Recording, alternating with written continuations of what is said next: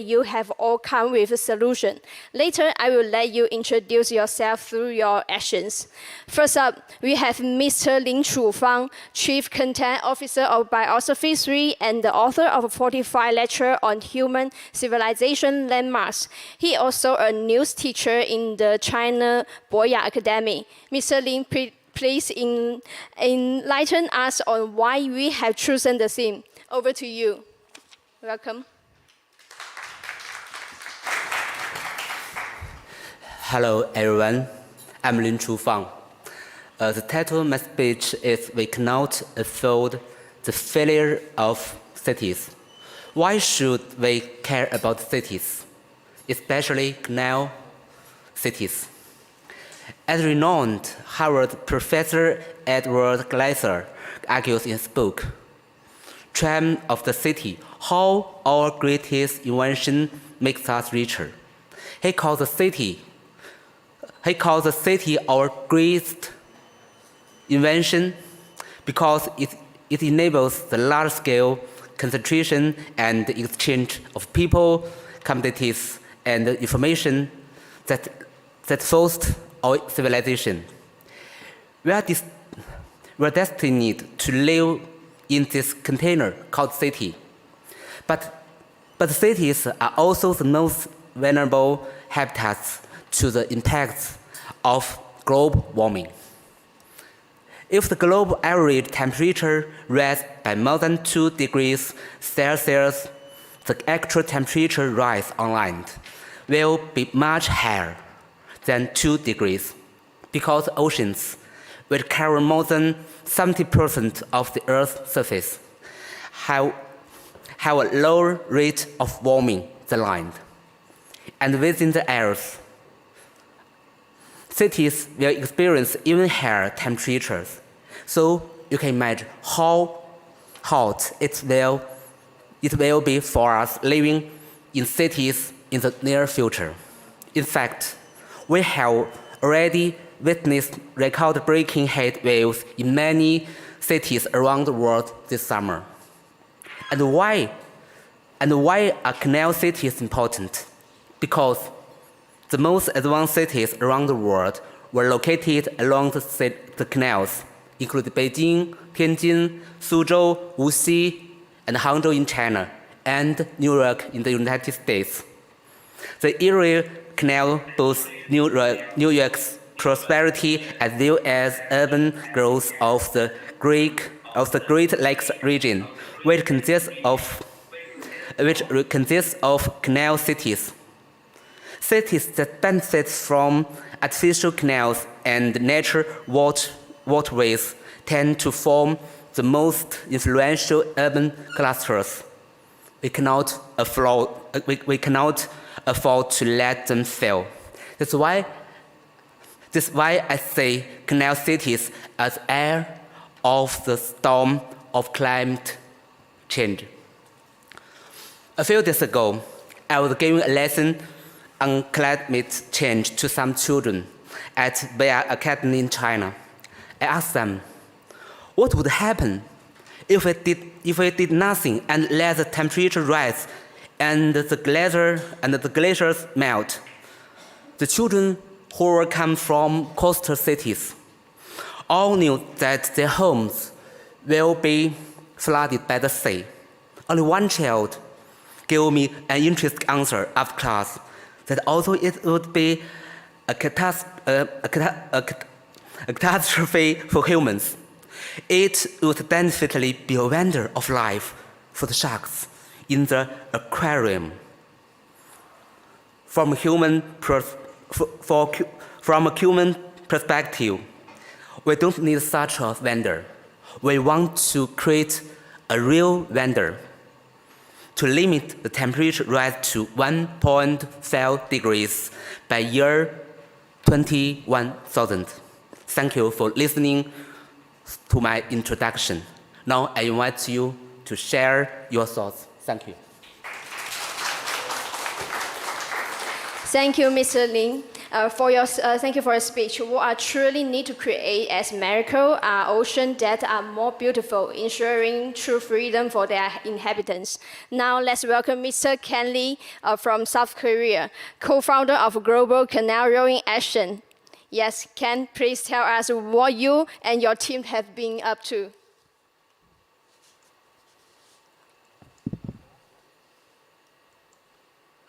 Dear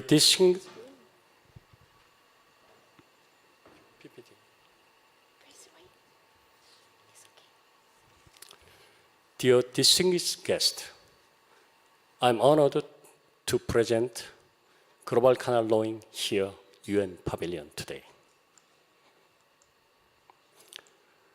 Three key elements: nature-friendly sports rowing, sustainability campaign, and connection, all water and human, all linked and connection.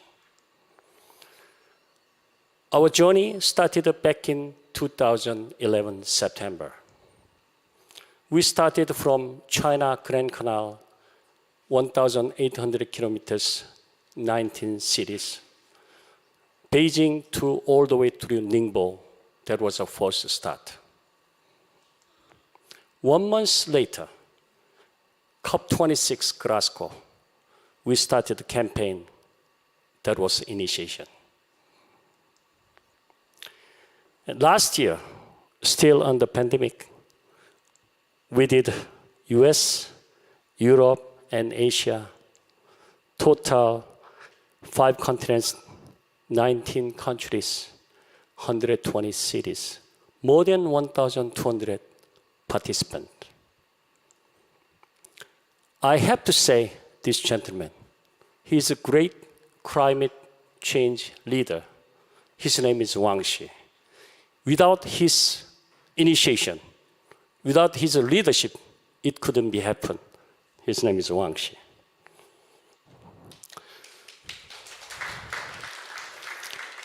This year, we expanded more actively from Yangzhou, Asia, and Europe, North America, South America, then all the way just Africa. Just a few days ago, Nile River action was happened. This is all the cities we've been presenting. Especially you see Asia and center, you see Galilee, Egypt, now in the war. Just we are in 3 months ago. This one is final of this year. Just yesterday, Dubai, we had a fantastic campaign over there, Dubai Canal. That was yesterday, Marina. Many participants, including celebrities. Here, center, John Christophe, World Rowing President, IWI President, Algo, all many followers and participants. This year's journey, 34 countries, 160 cities, more than 7,000 participants. In this journey, more and more participants, especially we participate rowing event, head of Charles. Buenos Aires, Argentina. There was a traditional wooden boat regatta. Klagenfurt, Austria, their junior regatta. And Hamburg, 150 years crop anniversary. Our journey, not only the outgoing, this time incoming started.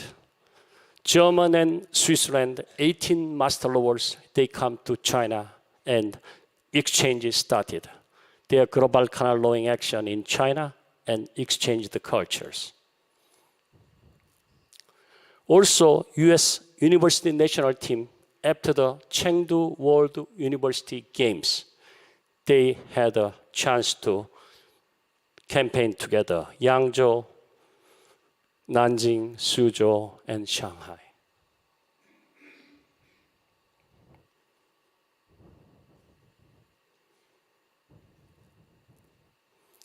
with especially juniors together.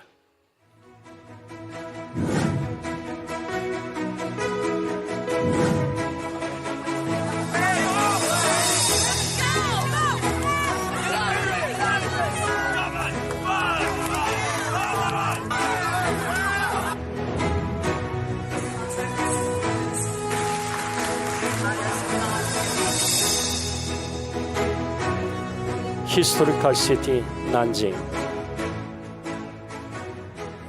and water city Suzhou.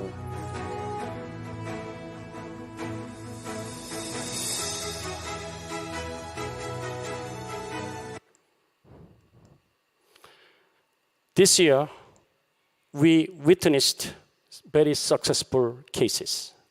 Cape Town, simply they installed the iron net and a kind of a 45-degree angle. And they can all the floating garbages twice a week. Very simple, but very effective. Boston, world's biggest regatta, 15,000 rowers, 250,000 spectators, hundreds of volunteers at each trash bins. They are helping garbage sorting. That was very impressive. This year's journey, not only the awareness, we started small practical actions like a drive less, using bicycle, recycled item, no plastic bottles. This is the whole journey 决定 video. 正式披挂上阵。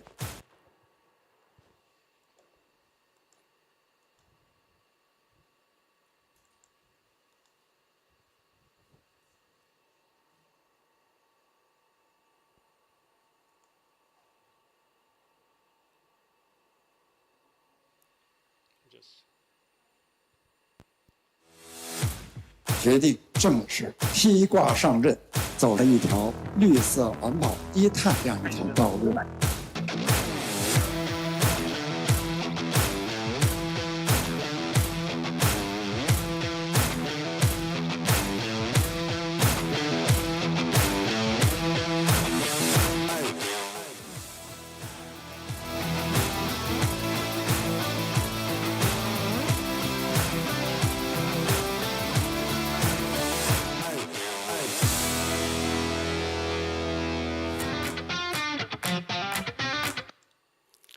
More and more organizations together supporting now.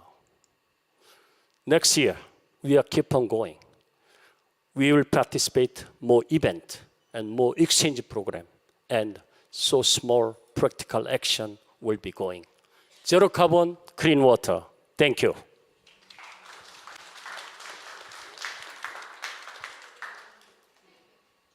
I'm always remember the enthusiasm of your handshake. Ken, do you remember how many people you have shake before?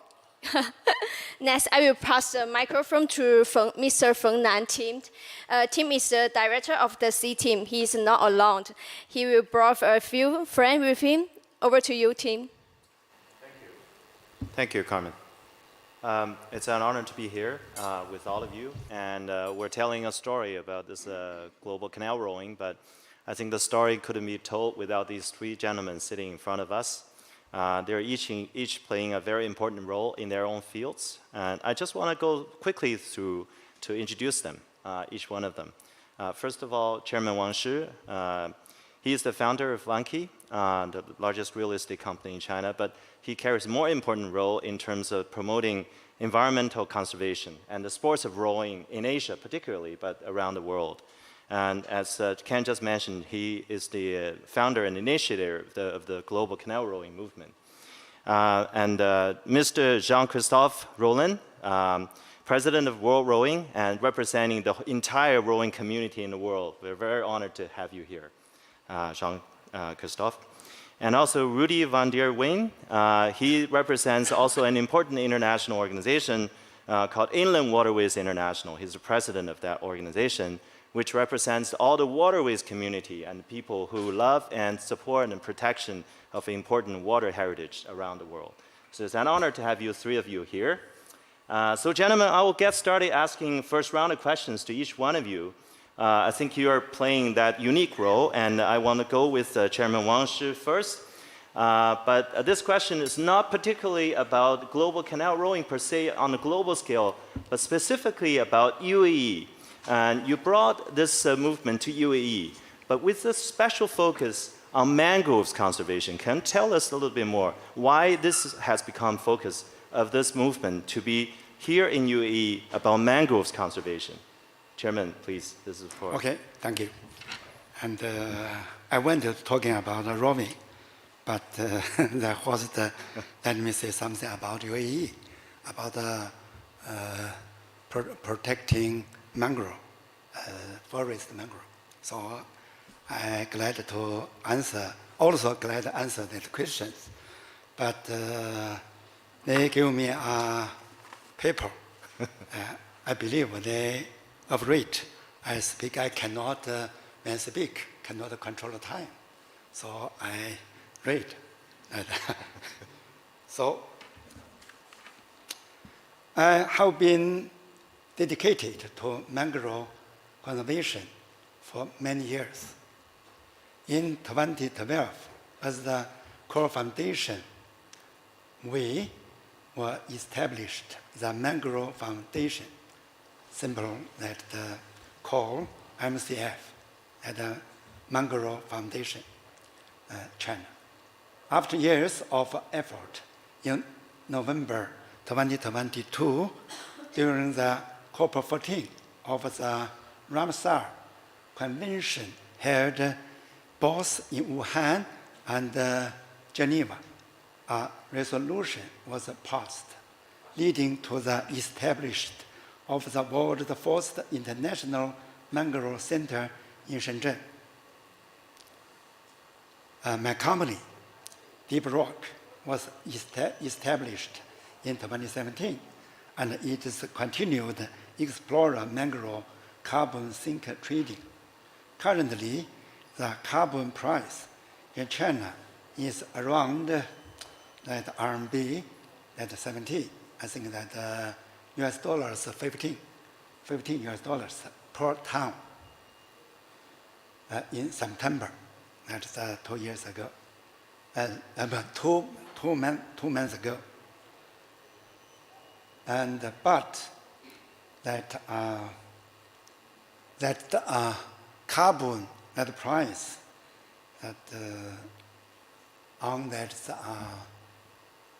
international market, that normally that carbon, the trading price, that at 70 to 80 US dollars.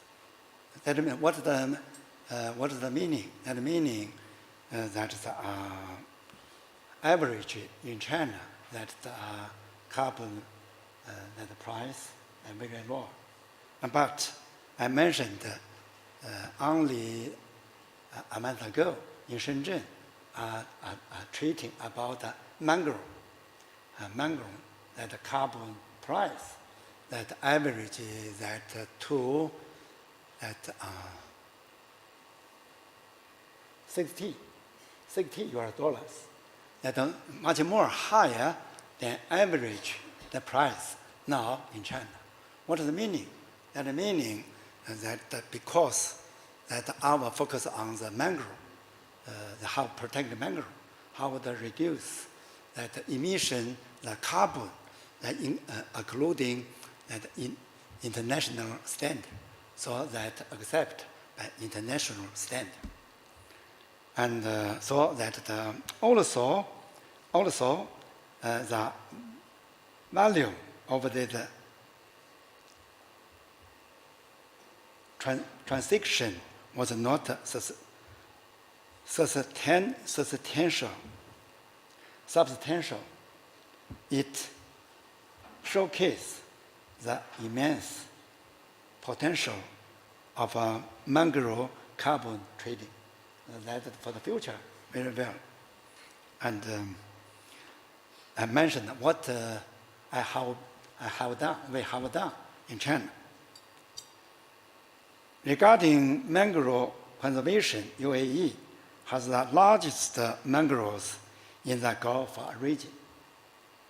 The government, in collaboration with WWF, plans to plant 100 million mangroves trees by 2030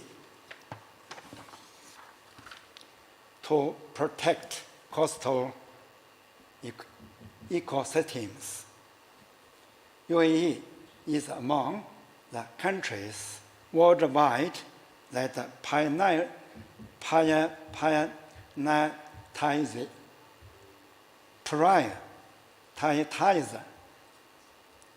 mangrove conservation.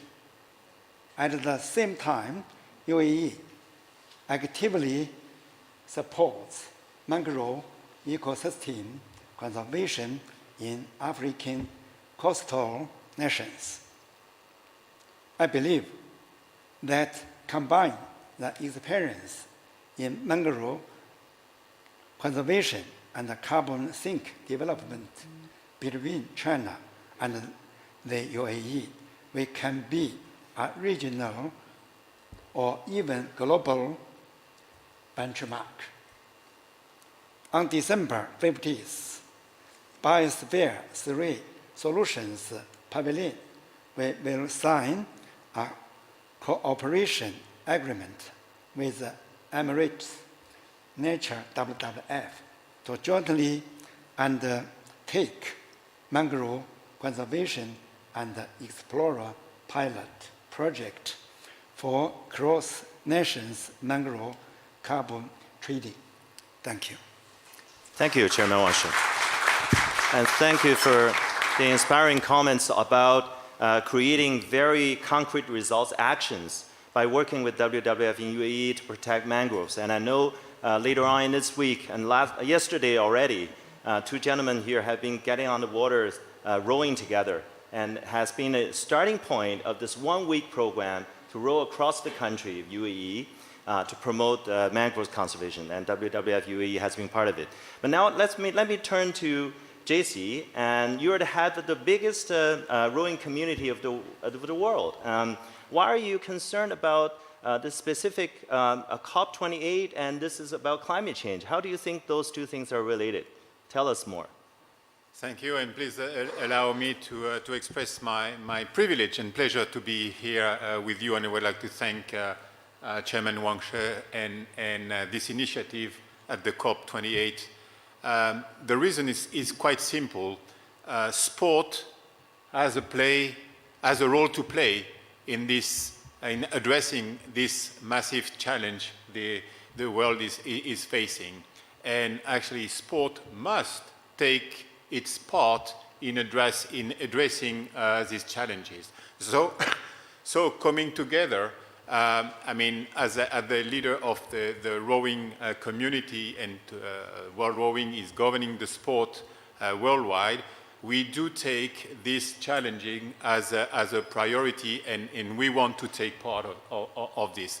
That's why we are one of the signatories of the UNFCCC framework, sport for climate action, so that we do contribute in addressing these challenges. And rowing is about a sport in nature. We do need the nature. We do care about water. So we see with the partnership with WWF, we are very proud of a 10-year-long partnership with WWF International, so that we can join our forces, we can join our network to make actions and to move ahead in this. And that's why also I really appreciate this initiative with Grand Canal Rowing Action to link sport and rowing in particular and all these challenges. So it's how we can, all of us, all together, join our forces to make actions. Thank you, JC. Let's give JC a big round of applause this incredible support to this initiative. And we know that the rural communities around the world are joining this campaign together with us, and it's a great initiative to see that water sports and environment could come together so nicely with your vision, with your support. Thank you. And let's go to another international organization, very important one. On my right side is Rudy van der Veen, and he's from Belgium, but he serves as the head of a very important organization representing all the waterways system around the world. And tell us a little more why you're concerned about climate change, because this is a climate change conference. And water, how that relates to climate change. And why are you so interested in being part of this discussion? Yes, thank you first of all. Thank you, Mr. Wang Shi and Tim, for inviting me here. It's a very important forum that IWI can present itself also as an international NGO. We are a non-political organization, but when there is a problem with a waterway or a canal, we try to lobby with governments on the nation field as well as on the local field. So it is a very important issue for us, and since the climate change is not a local problem but an international problem, a global problem, it also needs a holistic approach. So we think we have to serve ourselves from research and data, and based on these facts and figures we have, there should be an appropriate and a proper law and governance to tackle the problem. And we think since storms and heavy rains and other climate issues, they don't stop at the border, so we have to work together with other organizations, with other nations, and try to find solutions for the problem. It's known that it's part of the human behavior, so we have to make from high to low, from governments to households, to be aware of their behavior. So that's a role we want to play, and specialized then concerning the waterways. So IWI promotes and protects waterways, so climate change is part of that issue, and it's on our agenda. Wonderful, thank you. Thank you, Rudy. I will go for the second round of questions, and this time we focus on this one thing that brings us together, global canal rowing. So Ken just gave us a really good overview of what's been happening with 2023, and he's very modest. He didn't talk much about himself, but he's been leading the whole thing around the world tirelessly. And yesterday we've seen so many people coming around UAE to join us. But let's talk about the future. We've finished almost 3 years of working on this initiative, this campaign, going from COP in Glasgow, COP26, to COP27 in Egypt. On the Nile, we did this again, and now this time to UAE, COP28.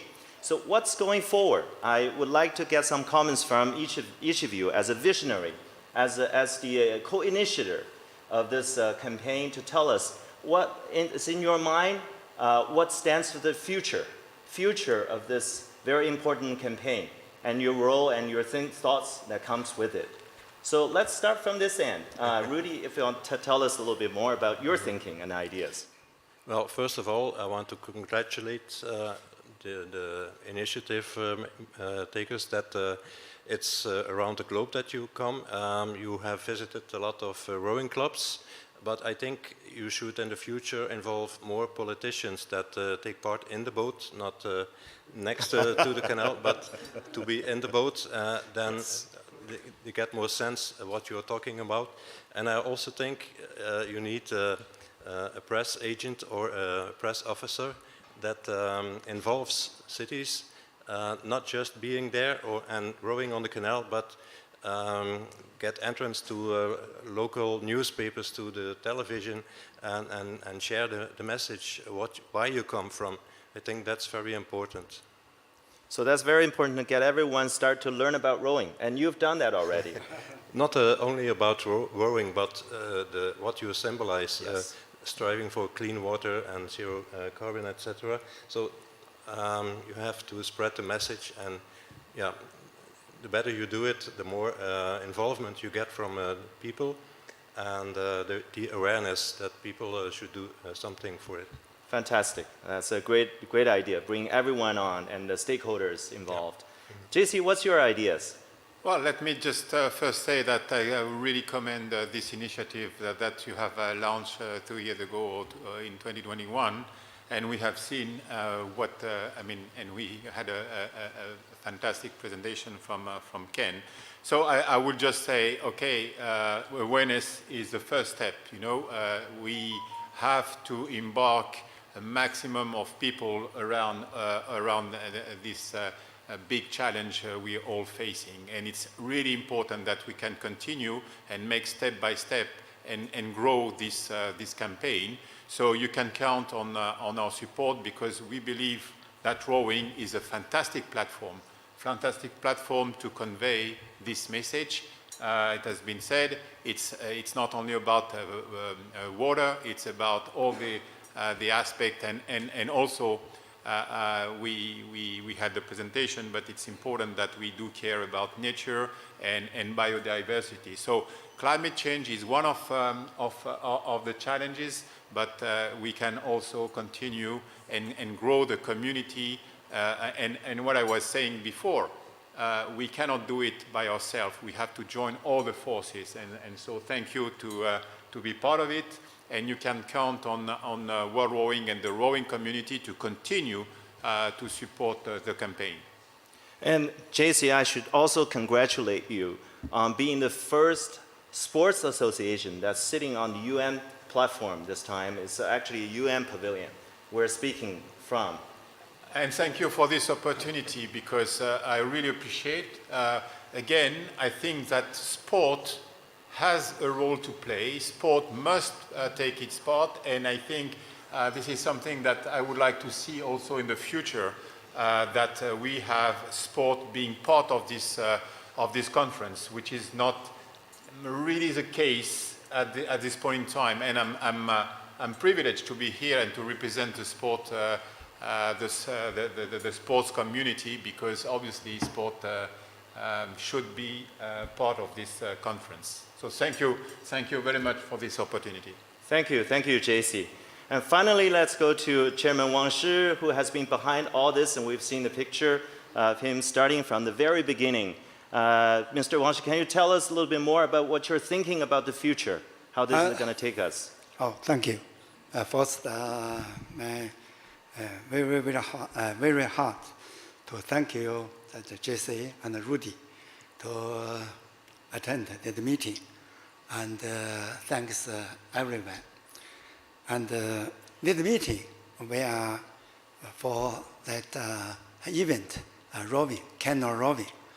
That the year before last year, we beginning this action, but that we are giving us some simple that three C, right? 3C. 3C. That first C, I believe that canal, right? That river, but artificial river, that canal. That second C, that crossing, that rowing, right? Crossing, rowing. Third, that China, right? Third C, China. But I think today I want to say, to explain a little bit different that the 3C. Fourth C, that I think that not the canal. Fourth thing, that carbon, right? That carbon. Sixth C, that connecting, because carbon connect together. Why we to take the action through the rowing, we are promote, reduce emission. reduce emission, the carbon. At the second C. Third C, that community. Before that, the China. I think that the change China from China to community. What means community? That's the world. That is for the world, the future, for the earth, we together. Thank you. Thank you, Chairman Wang, and for that wonderful explanation, the transformation we're taking this great initiative through. And we're looking forward to more exciting moments in the years to come when this actually keep going. What we're going to do next is really important symbolism, but symbolism is important. We're doing this at the COP28. So what I want to do is I will invite two important individuals who have been promoting rowing, but related to environment in a very important way. One is from China, and one is from UAE. And the person from China is Mr. Yan Xian, who has been rowing the entire Grand Canal from Beijing to Yangzhou in China, across 19 cities.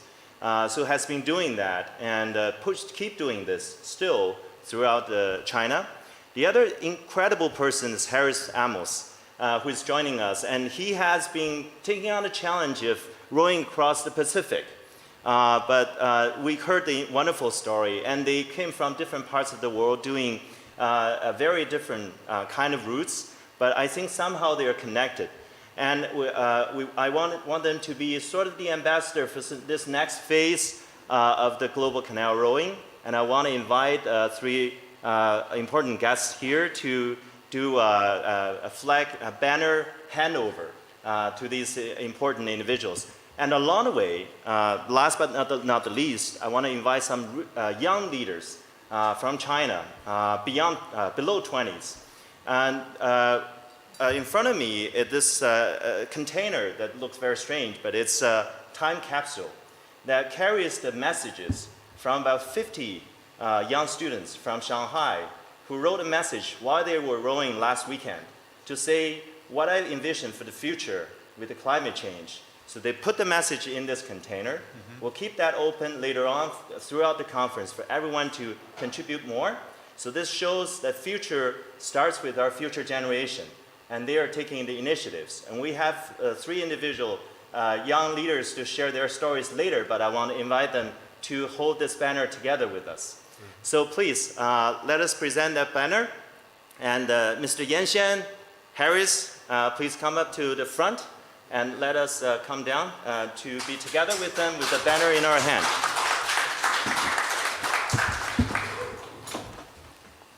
So that's the first one. I think there's a second one that goes with that. Okay, is this the one too? Okay. So the three young people sitting on this side of the room, can you come up to the front too? Please.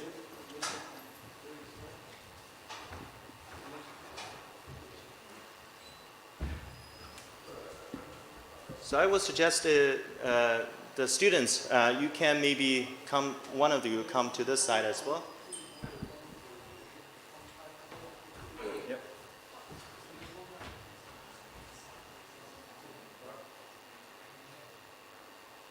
So after the photo, can you know how to say the slogan? Okay. Okay. Okay, let's first look here. Let's take the photo first. Yeah.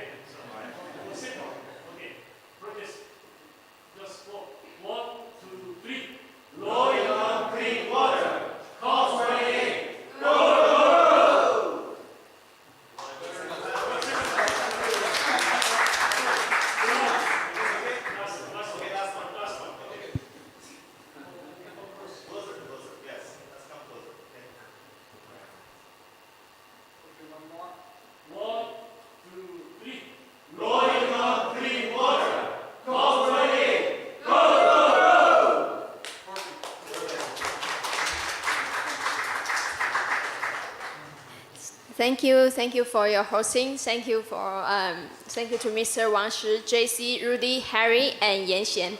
You all are completely action with a vision. You are heroes, and the chief of the city require heroes. I believe in you and many others like you making the city stronger. Looking forward to seeing you all again at COP29. Yes, we always say that the next generation is smarter than us. The issues of climate change cannot exclude them. We have a pair of 12-year-old twins from Shenzhen, China, who have conducted a climate change survey in their school. A few months ago, the Shenzhen residents truly felt climate change as the streets turned into the rivers. Let's hear from Arthur and Kate from the King's School Shenzhen International, who have witnessed the change. What will you share with us? Please welcome.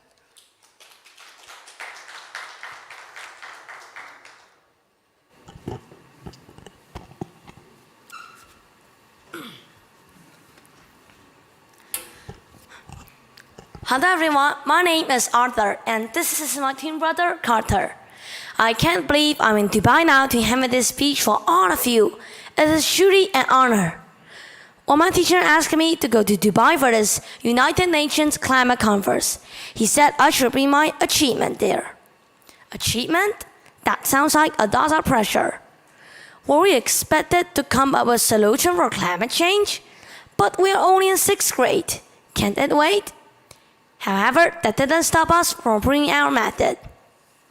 We are from Shenzhen, China. It is one of the most economically and technologically developed cities in China. Speaking of climate change, we see changes start locally. So we have a small goal to help our classmates to become the most knowledgeable about climate change among their peers in Shenzhen. But first, we must understand them. So we did a survey. We designed a questionnaire and handed it out to students in grades 6 to 12, collecting 89 responses. Now Carter will share our findings. These are the collected questionnaire. Our questionnaire consists of 5 parts. 1. Basic knowledge of climate change. 2.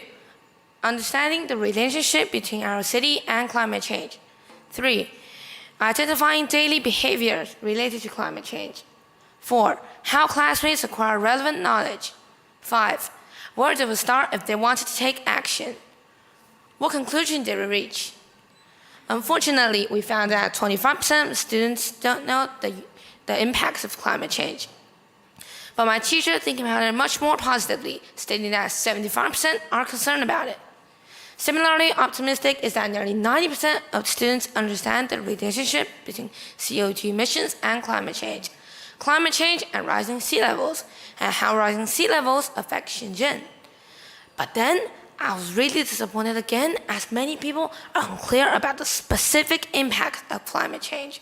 I guess they probably didn't understand what we are asking. Then, how do you explain this? Over 75% of students don't know the United Nations Climate Change Conference. Look at this. 43% of students don't know that our goal is to keep the rise in global temperature to below 1.5 degrees Celsius by the end of this century. 20% chose 4 degrees and 9% said 10 degrees is also acceptable. Oh my, 10 degrees! We might celebrate becoming mummies soon. Which country has the largest annual carbon emission in the world? Guess which one receives the most votes? 35% chose I don't know, and then 27% chose the US and 20% said China. This shows that at least many students know that the 2 largest carbon-emitting countries must cooperate to avoid the climate disaster. Oh, and 38% of students don't know that our country's goal is to reach peak carbon emission by 2030 and achieve carbon neutrality by 2060. We can conclude that students know a bit more about their own country than news and information from abroad. But there's still room for improvement. Now I'll hand it over to Arthur. I want to add that due to time limit, we couldn't show all the data in full, but what we have shown is all actual data. So, is this survey valuable? We follow all the guidelines for conducting these valid surveys, so we think this result gives a very insightful view of what our classmates think about this issue. We also know that no matter how many questionnaires we have, they can only reflect a part of a student's awareness. Do you agree, Carter? While we might be disappointed with some of the data shown earlier, Arthur and I was very concerned about environmental protection. When designing the questionnaire, we realized that we only have basic understanding with some of the issues involved. When preparing the questionnaire, I thought, this will be difficult. I only have little understanding of climate change. Can I design proper questionnaire? Will classmates and teachers cooperate with the survey? How will I collect these surveys? How will I analyze them? Will my statistics be meaningful? The anticipation of speaking at climate conference encouraged me as I finally took this step. Now that we have finished this task, we see hope. Our view of climate change has been altered, and we see that there's a lack of awareness among our peers. So through education, hope is on the horizon. The help from teachers, staff, and students has given us confidence in the future. Now we have an interview to share with you. Mrs. Cameron, why did you initially choose to support us? I think it's such an important issue when we talk about climate change, and I think the fact that you're willing to go ahead and push yourself on this issue, I think is amazing, and absolutely would want to support you. We've got so many things in Shenzhen that we want to take care of, like our local mangroves. And I think there's so many issues just on our doorstep, but we also have to think that we're part of something bigger than just China. We're part of the world. And the fact that you're prepared to go out there and do something on this issue, we need all the young voices that we can, because you're the generation that hopefully will affect the change. I'm really proud that our school, that King's, get to support you on your journey, and we are absolutely cheering you to go forward. And when you come back, share all your stories and let's make change happen right here. Ms. Sarah, what is your expectation for our participation in this event? Ultimately, I hope that you can inspire the pupils that we have here at our school. I hope you can inspire pupils beyond our school as well in an environmental education. And you know, an environmental education isn't just about understanding, it's about gaining skill sets, it's about sensitivity to what's going on around us, and ultimately it's about changing attitudes, because when attitudes change, that's when we see a real change in the world around us. 您对我们参加这个活动有什么期待吗？作为家长，我很自豪你们参加这样的活动，希望你们在国际舞台上学到新的观点，和大家一起分享。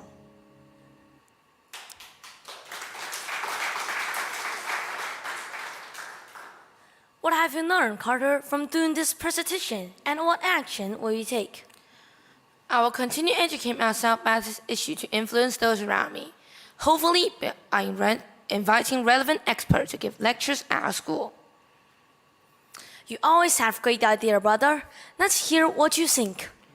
I'm also thinking in another direction. I want to leverage social media and multimedia to get more young people's awareness about this issue.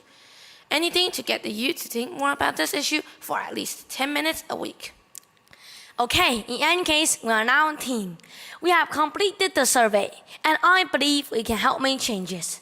We hope to share our positive result with our classmate when you return from Dubai. Finally, I have a request. We hope to be invited back to the 2024 Climate Conference to share our actions over the year and share with everyone how we have helped our classmates to become the most knowledgeable about climate change among their peers in Shenzhen. We want to plant the seeds of environmental protection awareness in the minds of young people and hopefully bring urgent, positive changes. Thank you, everyone. If you want to know more about this survey, you can scan the QR code.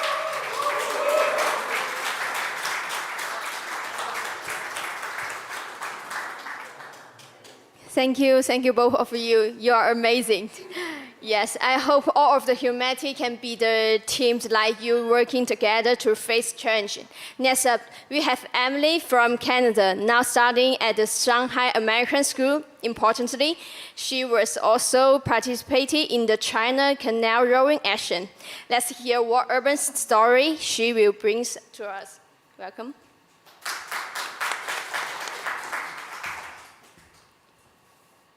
It is my great honor to be able to join all of you and learn from all your insightful perspectives.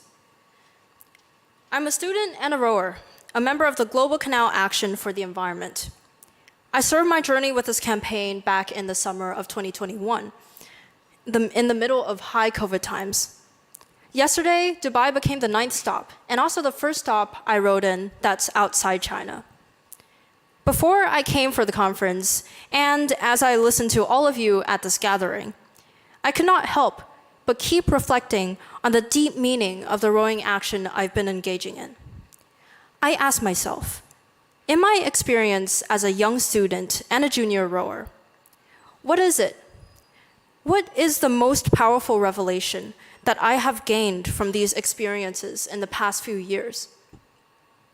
And what does it mean for the climate issue I'm taking action for? A most special and unique context for the past few years has been, just as for everyone, a recent pandemic broiled in controversy. That's right, it was, or I should say it is, COVID. I'm a high schooler now, and as I look back, I come to the realization that from the first day I walked into my first grade classroom to now, almost half of my schooling years have been dominated by the threat of COVID. For me, if there's one thing that I learned from this COVID era, it is the simple but profound fact that nothing is to be taken for granted. What did we children have back in our early primary school days? Both indoor and outdoor joyful moments where no one needed to worry about distancing. Being able to meet our teachers in person every school day. The face-to-face friendship and trust I built with my schoolmates. Aren't those just so easy and handy? The coming of COVID simply shatters the belief about all those conveniences. Nowadays, everything seems to be slowly moving back to normal.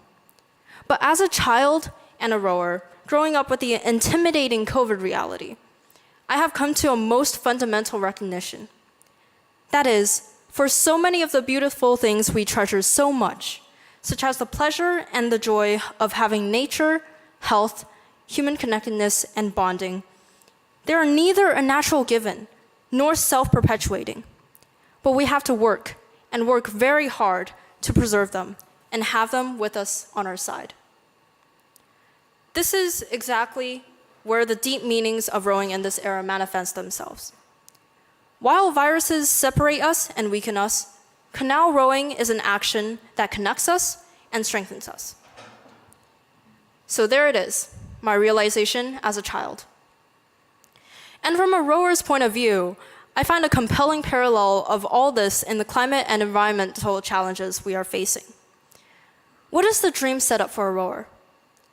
Clean water, nice weather, good air quality, and healthy, trustworthy teammates. But none of those are for granted. What if the Earth's conditions were even worse than now? Imagine you're in a boat, and you're about to set out on a new rowing journey. The sky is clear, and the weather is perfect. There's only one problem. The water is muddy, icky, and polluted with piles of plastic that form huge blockades. What are you going to do with that kind of rowing environment? Crash into the plastic and yell, yay?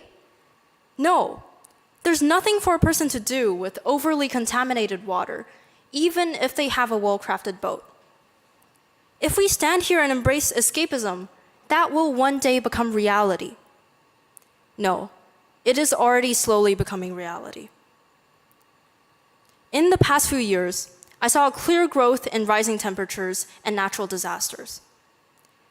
In the summer, walking in the Forbidden City in Beijing made me feel like I was getting baked in an oven. Then in Canada, wildfires started spreading. Bad air quality in Ottawa and Toronto? Unheard of. But that's what happened.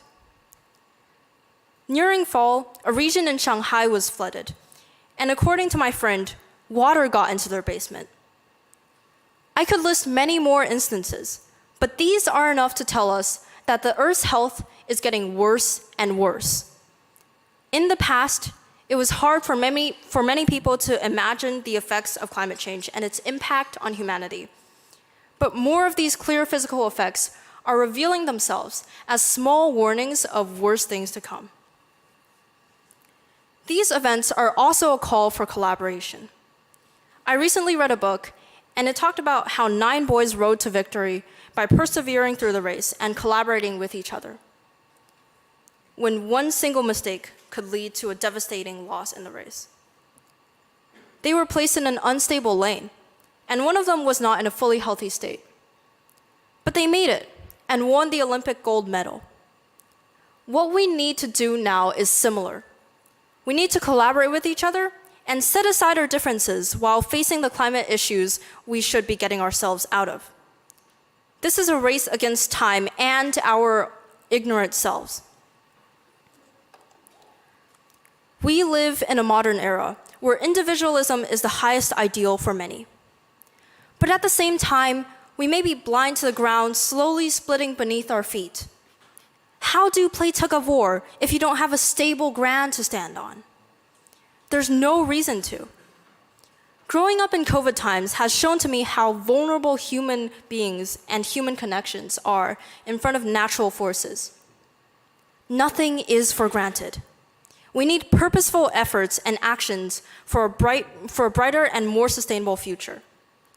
This canal rower's belief and aspiration is, let's not destroy the water nor destruct the common ground we stand on, but row on canals to appreciate its beauty and build mental canals of mutual understandings for our mutual humanity and hopes.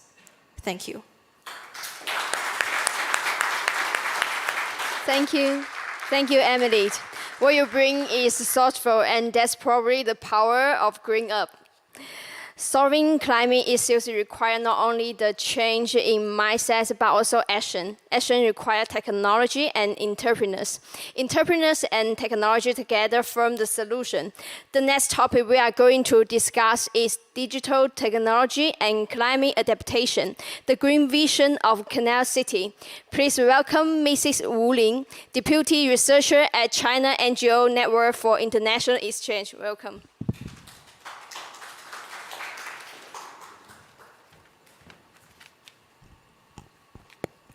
Distinguished guests, ladies and gentlemen, good afternoon. My name is Wu Ling. I'm from China NGO Network for International Exchanges, CINI in short. It's my great honor to participate in this event today focused on canal, cities, and sustainable development. Thanks C team for the invitation and brilliant organizer of this event. In this event, we see the bright future for a better world, especially the speeches from the kids of the international schools, which attracted me very much and gave me a very strengthened impression. Actually, my hometown is also a canal city named Zhenjiang. It's just the other side of Yangtze River, face to Yangzhou city, just mentioned before. Actually, my hometown is at the cross point of Yangtze River and the Imperial Canal from Beijing to Hangzhou, Jinhang Dayunhe. And my house is just face the side of a canal, and I grew up with the site. Actually, in my home, in my childhood, I always get a very bad impression of the smelly smell of the river, but nowadays it changes a lot. When I come back to my hometown, and I can see the changes between the past few years and nowadays, and actually the smell is very fresh and present nowadays. It's an action of sustainable development policies launched by the Chinese government, as well as the successful operations by the local communities.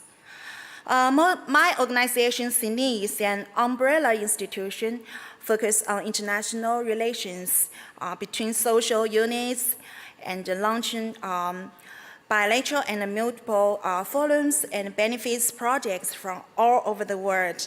For example, the third One Belt and One Road Summit. We also hold a theme event during that summit.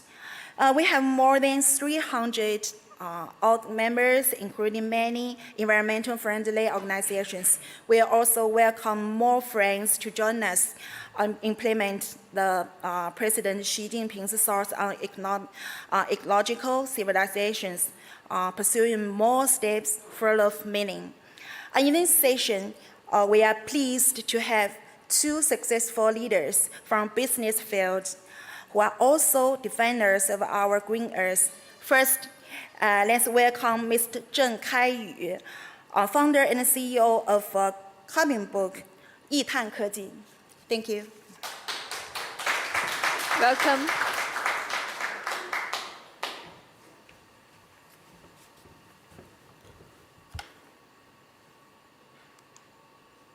Yes. So thank you, C-Team. Thank you, PTA, giving me a chance to introduce some progress we have been done for the climate change. So we see lovely young generation that inspire us, especially as a middleman, middle-aged guys, to do more about in the practical world. So less emission, more value is actually a slogan, especially we are facing to all the industrial use. We hope with our data system, we can guide them a little bit to produce more, but cost less emissions. Okay, we have, currently we have very good digital system to basically have four basic functions. The first one, the one step of the all is to calculate.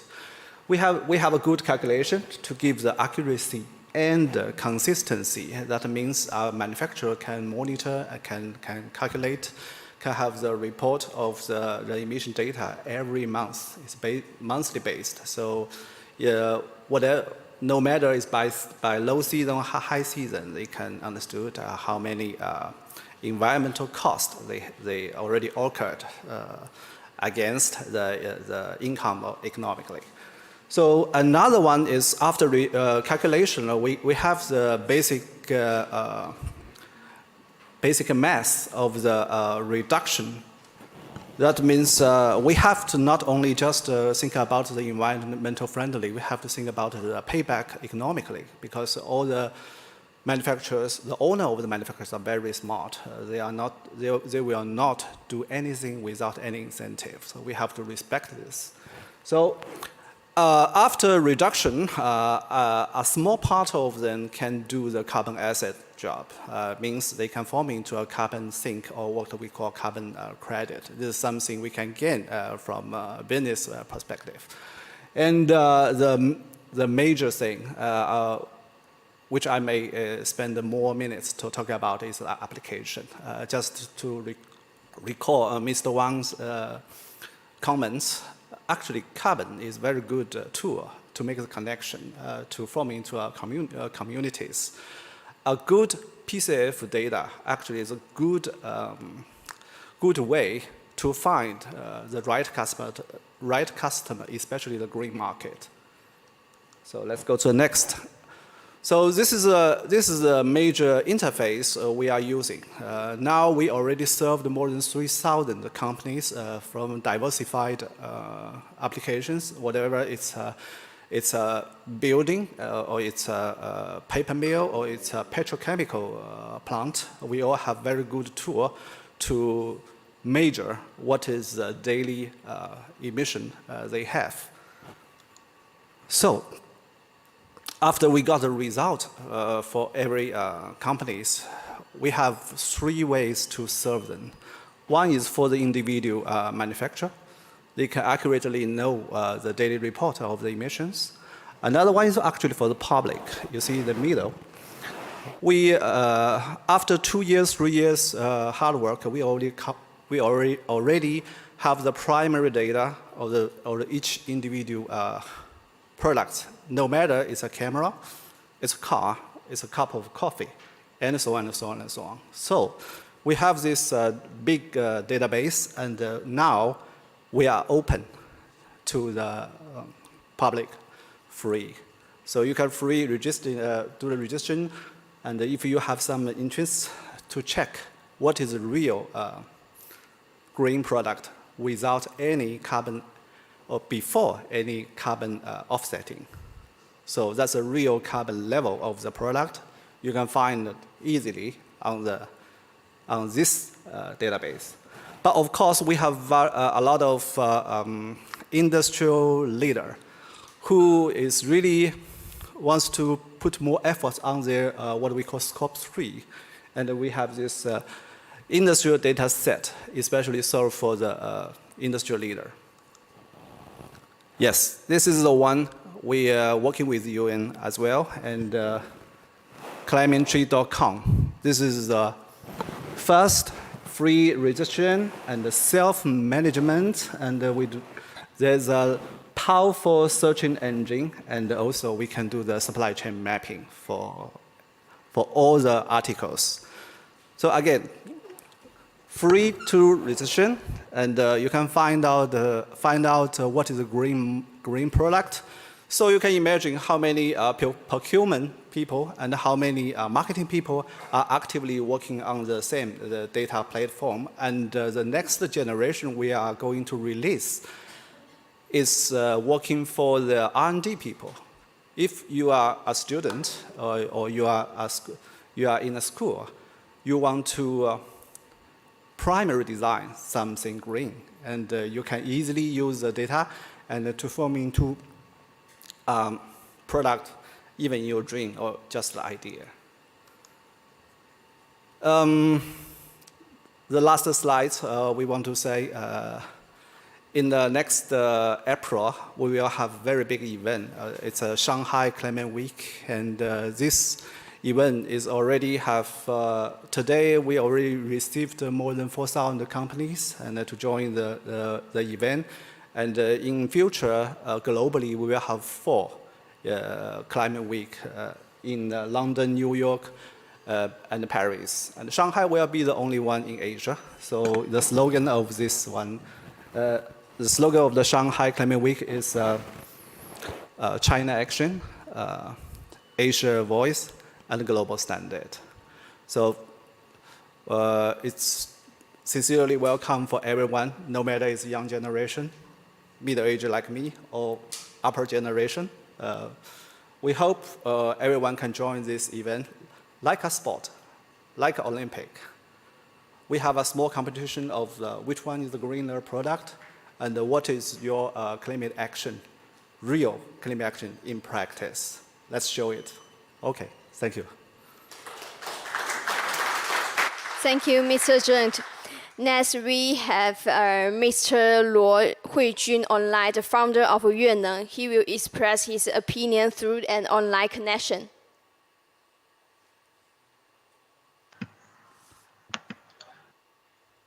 Ladies and gentlemen, good evening. I'm Zhou Jian, the co-founder of Plant Technology Alliance. Yuenneng is one of our community enterprise members. Due to technical issue, it's my honor to represent the CEO Luo Huijun to share with you how we apply smart environmental protection technology in Canal cities to achieve a more sustainable future. Smart environmental protection is vital for the sustainable growth of Canal cities, especially considering the impact of solid waste on climate change. Urbanization leads to more waste, which contributes to global warming through greenhouse gases like methane and CO2. Improper disposal methods, such as open burning, release harmful substances and speed climate change up. Additionally, climate change complicates waste management by damaging facilities during extreme weather, causing waste accumulation. Adopting smart environmental technology can enhance urban management and reduce pollution, helping mitigate climate change. Therefore, effective solid waste management is essential for true sustainable development. As important heritage sites of human civilization, Canal cities are not only carry rich historical and cultural significance, but also face serious environmental challenges. With the acceleration of urbanization and industrialization, environmental pollution in Canal cities has become increasingly severe. Therefore, at Yuenneng, we have been striving to explore how smart environmental protection technology can provide effective solutions for environmental governance and protection in Canal cities. Yuenneng is a leading Chinese smart city service operator and intelligent waste classification system solution provider. We are committed to applying advanced environmental technologies and intelligent solutions to urban management. Our vision is to enhance the quality of urban life through innovative environmental technologies while minimizing the impact on the environment. Our main business includes intelligent waste classification equipment, smart city digital twin systems, and urban steward system services. Our developed intelligent classification equipment not only improves waste disposal efficiency, but also optimizes the resource recovery process through data analysis. This is particularly important for canal cities as they face unique challenges in water resource protection and urban flood management. Furthermore, our smart city digital twin system provides an extraordinary perspective for city managers, allowing them to understand the real-time operating status of city and make wiser decisions. This system plays a key role in preventing urban flood disasters, providing canal cities with safer and more reliable urban management tools. Lastly, our city steward operation service is dedicated to providing comprehensive and one-stop urban management services. We provide professional urban management teams and top-notch hardware equipment to ensure the smooth operation of the city and the quality of life of its residents.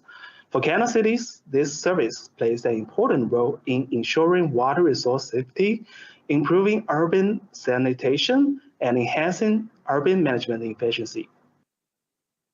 Faced with increasingly severe changes of climate change, Canal City, as important nodes of international trade and cultural exchanges, bear a special environmental responsibility. Our projects in places like Qingdao and Hong Kong have proven the immense potential of smart environmental technology in enhancing urban sustainability. In the Qingdao model, the intelligent waste classification system improves waste disposal efficiency and optimizes resource recovery through data analysis, achieving the goals of waste reduction, resource recovery, and harmlessness. Well, meanwhile, the smart city management platform enhances urban management efficiency, reduces pollution, and helps address challenges such as water resource protection and urban flood management. Currently, we plan to further expand the application of smart environmental technology in canal cities to promote urban sustainable development. To achieve this goal, we will start with waste classification, integrating community services, smart sanitation, and recycled resources recovery to create a comprehensive environmental management model. Additionally, we are planning to run electric vehicle charging pile business and are committed to building Industry 4.0 standard smart factories to promote the development of green energy and intelligent manufacturing. Moreover, we will actively promote intelligent waste classification and the recycling system in canal cities among the canal. By adopting advanced technological methods, we hope to improve the efficiency of waste classification and recycling, maximizing the effective use of resources.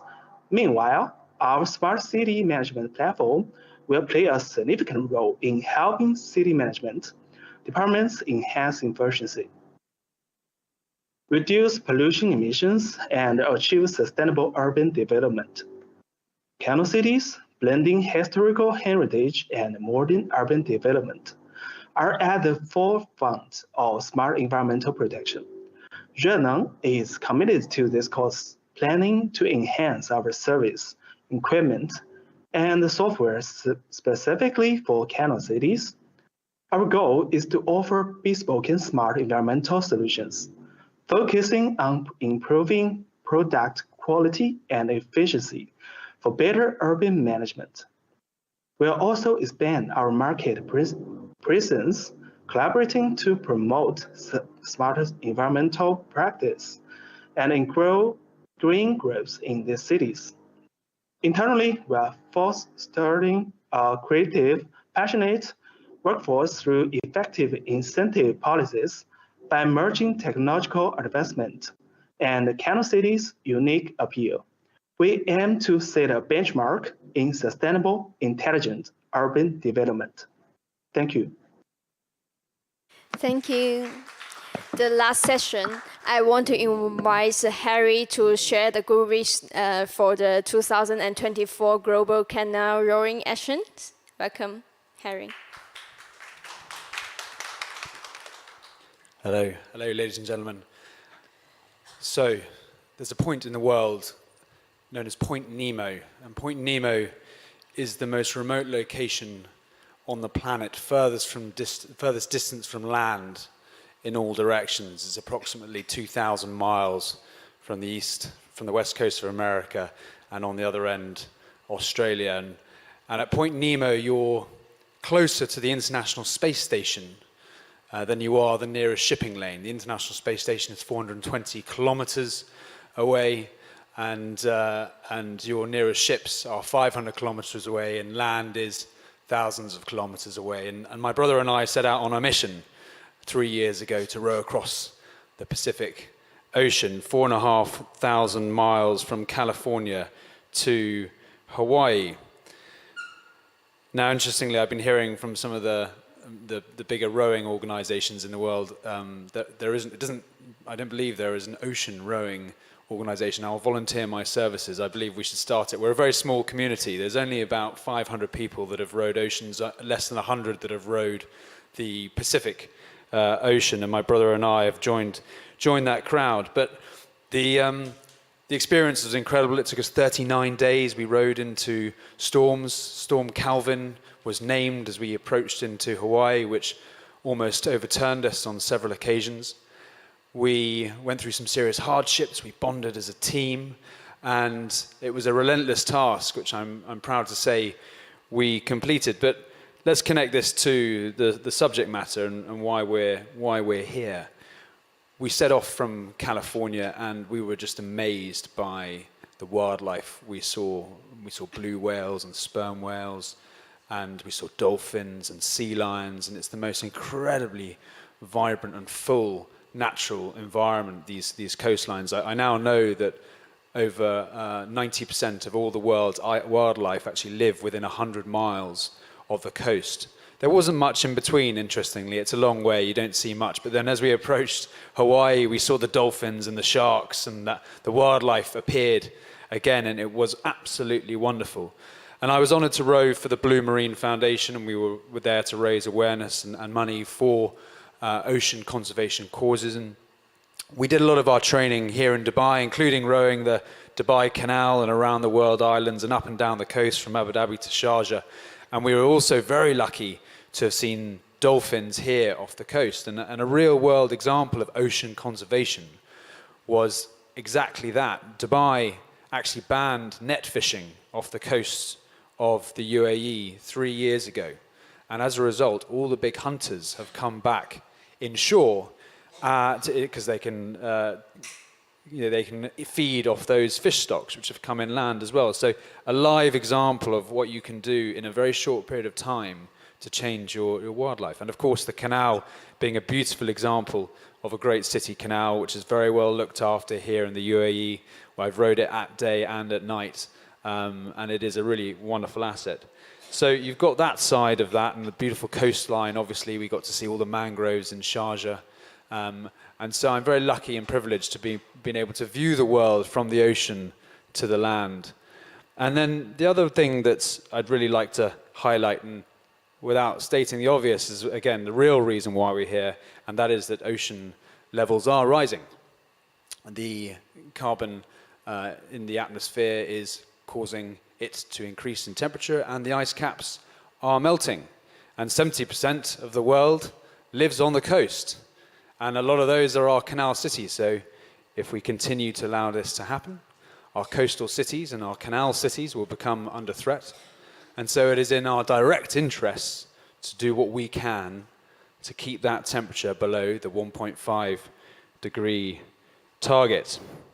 So it was a 39-day mission, 1.8 million oar strokes. It changed my life and my brother's life forever, but it made us more aware of the challenges that we are facing in this world.